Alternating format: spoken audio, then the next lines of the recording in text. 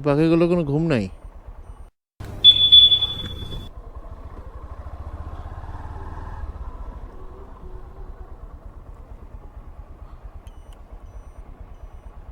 এই পাখিগুলো কোনো ঘুম নাই।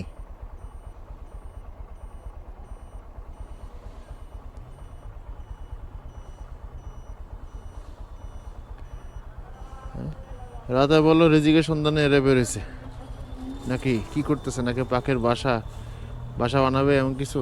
গাড়ি আসতেছে এদিকে, পাখিগুলো কোনো ঘুম নাই।